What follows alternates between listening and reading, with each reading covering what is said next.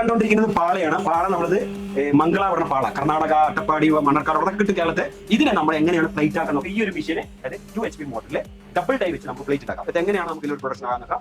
ഞാൻ ഓൺ ആക്കിയിട്ട് ഹീറ്റർ നല്ല 80 ഷീറ്റ് ആക്കിയിട്ട് 25 ലിറ്ററിന്റെ ഓയിൽ ടാങ്ക് ആണ് ഈ മെഷീൻ. ഇതിൽ നമുക്ക് കൃത്യമായിട്ട് ഈ പ്ലേറ്റിനെ ഇങ്ങനെ ക്ലിയർ ആയി വെച്ച് കഴുകിയതിന് ശേഷം ഒരു 1/4 മണിക്കൂർ വെള്ളം നനയാൻ വേണ്ടി വെക്കുക.